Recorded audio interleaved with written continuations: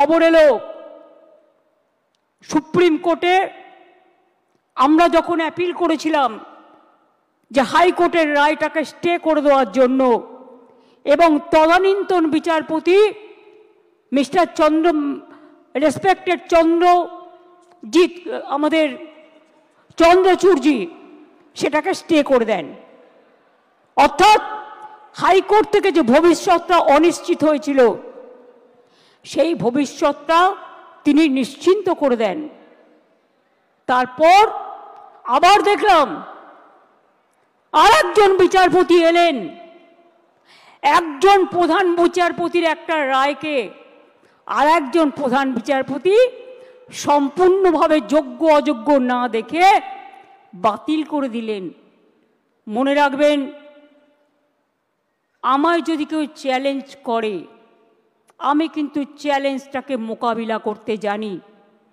আমি কোর্টকে বলছি না, এটা কোর্টের দোষ নয়, দোষ তো সেই মুখ আর মুখোশদের যারা আপনাদের নিয়ে খেলা করেছে।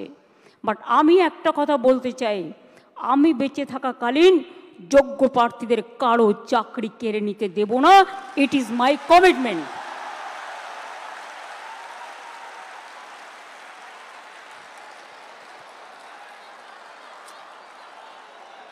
শিক্ষা ব্যবস্থাকে ভেঙে পড়ার জন্য,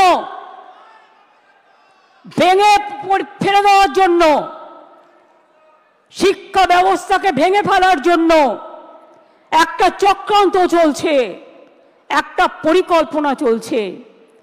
9, 10, 11, 12 টিচাররা gateway of the higher education তারা তৈরি করে। তারা অনেকে খাতা দেখছে, তারা অনেকে গোল্ড মেডালিস্ট আছে, তাদের জীবনে ভালো রেজাল্ট করে এসছে।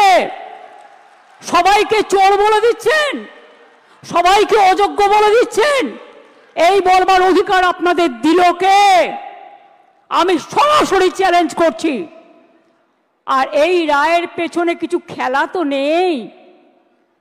সেই খেলাটা কে খেলেছেন?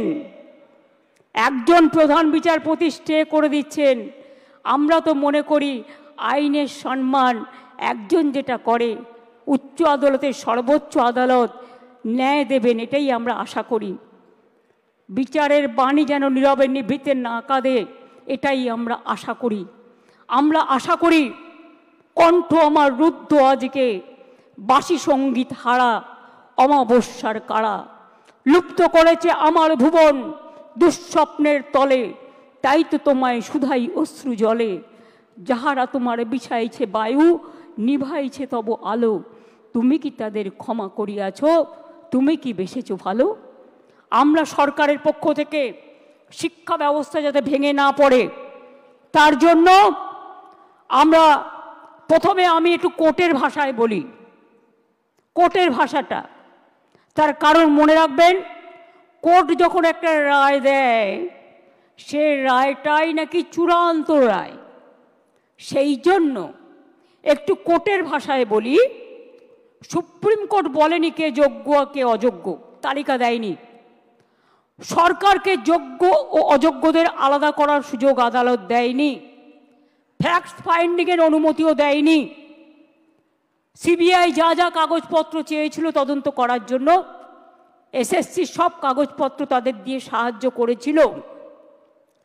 আমরা লয়ার কাদের দিয়েছিলাম শুনে রাখুন, আমরা লয়ার যাদের দিয়েছিলাম এবং এখনো দেব, সেই লয়ার কারা একটু জেনে রাখুন, আপনাদের জানার প্রয়োজন হয়।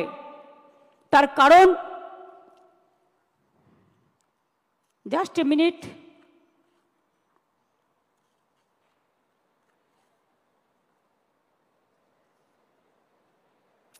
সম্ভবত আমার যতটুকু মনে আছে অভিষেক মনু সিংভি ছাত্রদের হয়ে লড়েছে। যাই হোক, তোমাদের সাপোর্ট দিয়েছি আমরা, হেল্পিং হ্যান্ডস। অভিষেক মনু সিংভি, এবার আমরা বলেছি, এবার আমরা কাদের নিচ্ছি সেটা বলে দিচ্ছি। আমরা অভিষেক মনু সিংভিকে বলছি, আমরা কপিল সিব্বলকে বলছি, আমরা রাকেশ দ্বিবেদীকে বলছি, আমরা কল্যাণ ব্যানার্জিকে বলছি, আমরা প্রশান্ত ভূষণকেও বলতে বলেছি, এবং তাছাড়াও আরও অনেক লিগাল ফার্ম থাকবে যারা রাজ্য সরকারের হয়ে যোগ্য টিচারদের সমর্থনে আইনের লড়াই করবে। আমি কোর্টের কথায় বলছি, এই লাইনটা আমি বলবো কোর্টের কথায়, কারণ মনে রাখবেন আজকে যে আলোচনাটা হচ্ছে এই রেকর্ডটা কেউ কেউ আবার ট্যাপ করে প্রধান বিচারপতির কোর্টে পাঠাবেন আমাকে যাতে জেলে পড়া যায়। তাই মনে রাখবেন আমি লটা জানি, আমি নিজেও লয়ার হিসেবে অনেকগুলো কেস করেছি।